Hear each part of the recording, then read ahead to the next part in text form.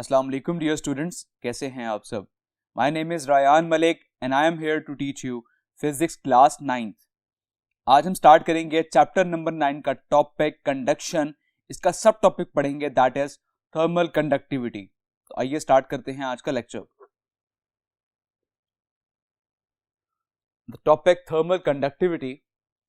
इससे पहले हम डिस्कस करते हैं कि लास्ट लेक्चर में हमने ये पढ़ा था कि हीट कंडक्ट होती है दोनों मटेरियल्स में, चाहे वो मेटल्स हों या चाहे वो नॉन मेटल्स हों, लेकिन इनका जो rate of transfer of heat है वो डिफरेंट होता है कि मेटल्स में हीट जल्दी ट्रांसफर हो जाती है और जो नॉन मेटल्स हैं उनमें हीट बहुत देर से ट्रांसफर होती है and they are bad conductors of heat. So अगर हम डिस्कस करें rate of flow of heat को, तो वो मेटल्स में जल्दी होती है और नॉन मेटल्स में देर से होती है। तो rate of flow of heat, the amount of heat that flows in unit time is called the rate of flow of heat. कि एक यूनिट टाइम में कितनी अमाउंट ऑफ हीट फ्लो कर रही है, that is called the rate of flow of heat. Clear?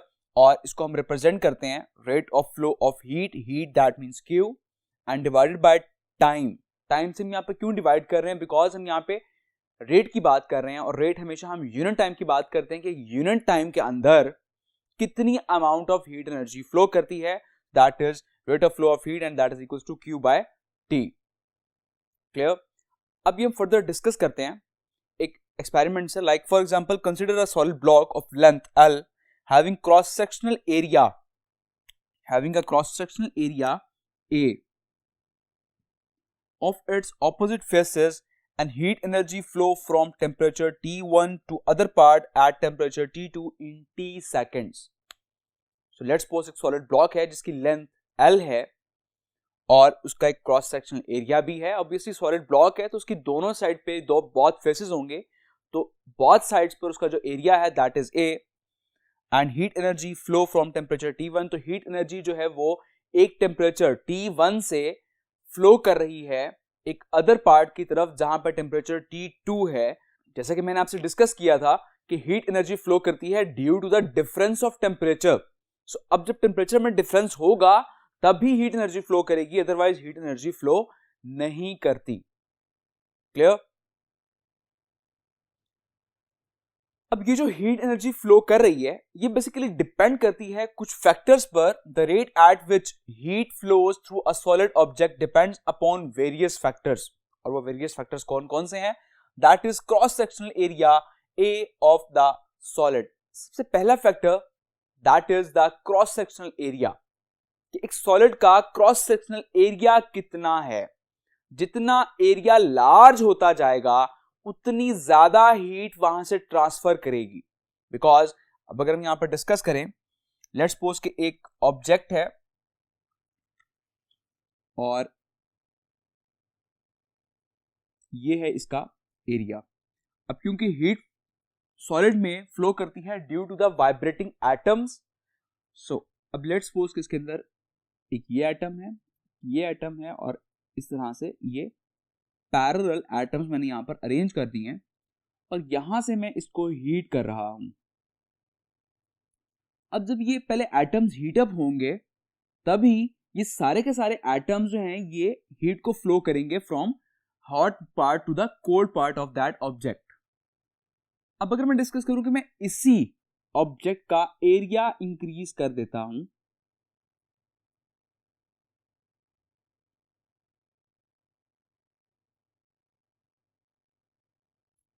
अब area increase करने से क्या हुआ कि आपके जो पैरेलल जो एटम्स अरेंज थे उनकी स्ट्रेंथ भी इंक्रीज कर गई। मींस के नंबर ऑफ मॉलिक्यूल्स जो कि पैरेलली अरेंज हैं वो भी इंक्रीज कर जाते हैं। सो इस तरह से आपके ये एटम्स जल्दी हीटअप होंगे, तो ये जितने ज्यादा एटम्स हीटअप होंगे उतनी ज्यादा हीट एनर्जी आगे की तरफ फ्लो करेगी।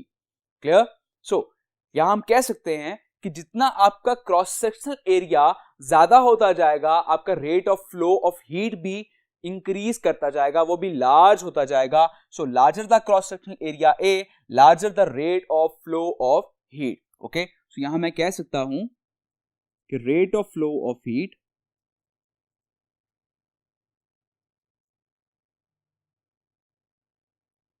which is Q by T and that is directly proportional to the area.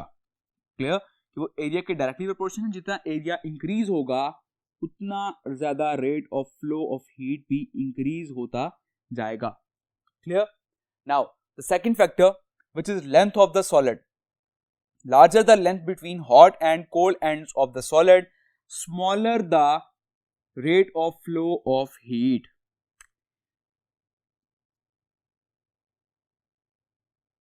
Okay, let's suppose एक ऑब्जेक्ट का हॉट एंड है और एक कोल्ड एंड है. अगर उसके दरमियान लेंथ इंक्रीज हो जाएगी, लार्ज होगी, तो आपकी हीट को फ्लो करने में भी ज्यादा टाइम रिक्वायर्ड होगा.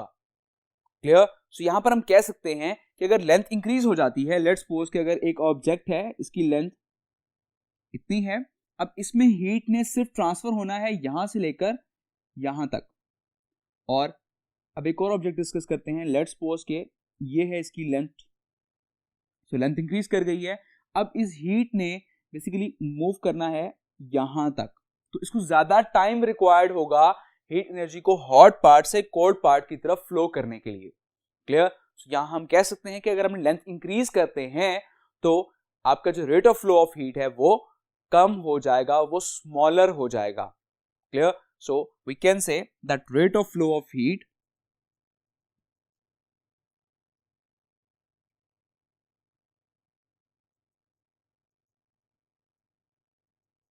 rate of flow of heat which is Q by T and it is inversely proportion to the length.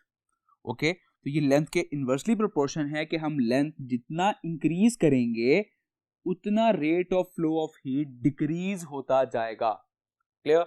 अब डिस्कस करते हैं इसका third factor. And third factor which is the temperature difference between ends.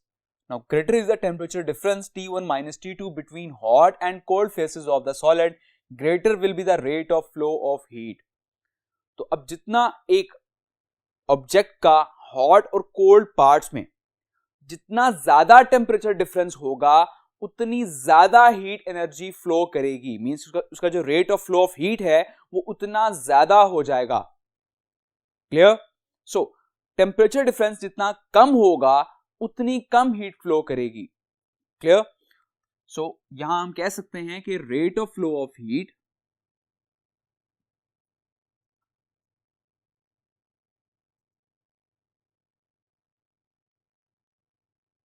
which is Q by T and it is directly proportion to the T1 minus T2. Okay, कि जितना ज्यादा temperature difference होगा उतना ज्यादा rate of flow of heat होगा. Clear. अब हमने तीन फैक्टर्स डिस्कस किए. सो यहां पर अब हम इन तीन फैक्टर्स को कंबाइन करते हैं. Combining these three factors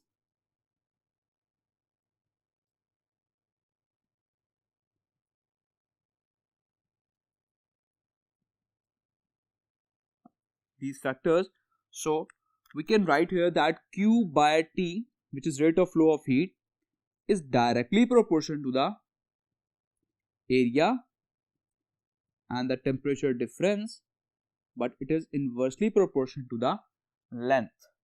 Clear. और जब भी हम प्रोपोर्शनलिटी खत्म करते हैं तो एक कांस्टेंट आता है.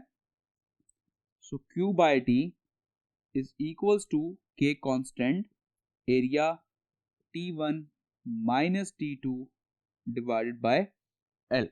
सो यहां पर जो K कांस्टेंट है basically it is the proportionality constant and it is called thermal conductivity. ये K बेसिकली आपको बताता है कि एक मटेरियल में अगर 1 केल्विन का टेम्परेचर डिफरेंस होगा तो उसमें कितना rate of flow of heat होगा. अगर हमें किसी भी मटेरियल की थर्मल कंडक्टिविटी मालूम हो जाए तो हम इजीली उसको एज अ मटेरियल जहां पर आपने हीट को फ्लो करवाना है हम उसको वहां पर इस्तेमाल कर सकते हैं. Clear. So K is the basically proportionality constant and it is the thermal conductivity. Okay, K is the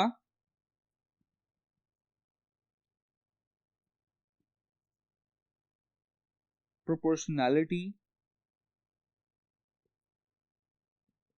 constant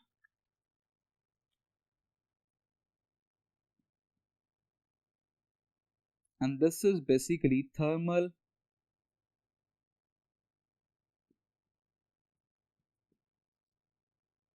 conductivity. Clear? So अब फर्दर डिस्कस करते हैं कि थर्मल कंडक्टिविटी क्या है.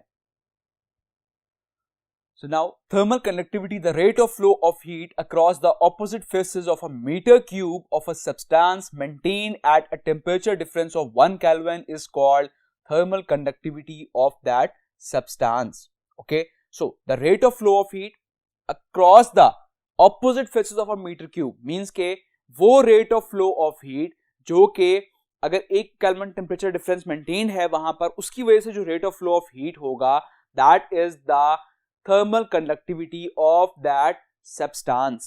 Clear? और हम thermal conductivity का फॉर्मूला भी यहां से निकाल सकते हैं, जैसे कि हमने लास्ट एक्सप्रेशन डिस्कस किया, which is Q over T is equals to K A T1 minus T2 over L. अब अगर मैंने यहां से K की वैल्यू फाइंड आउट करनी हो तो मैं बाकी सब टर्म्स को उधर लेकर चला जाऊंगा, which is L यहाँ पे डिवाइड हो रहा है, ये वहां जाकर मल्टीप्लाई हो जाएगा, एंड सिमिलरली दिस फैक्टर ये वहां जाकर डिवाइड हो जाएगा. सो द K becomes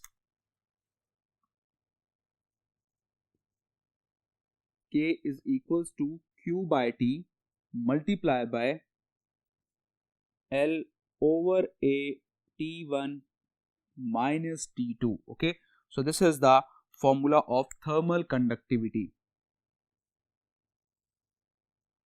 और थर्मल कंडक्टिविटी जो है ये बेसिकली डिपेंड करती है किसी भी सब्सटेंस की नेचर पर, बिकॉज आपको मैंने बताया कि rate of flow of heat जो है वो डिफरेंट मटेरियल्स में डिफरेंट होता है. लाइक मेटल्स में जल्दी ट्रांसफर हो जाती है और जो नॉन मेटल्स हैं उनमें देर से हीट ट्रांसफर होती है. सो यहां हम कह सकते हैं कि thermal conductivity it depends on the nature of the substance.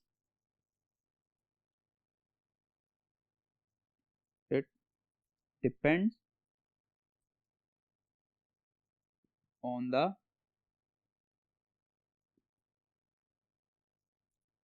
nature of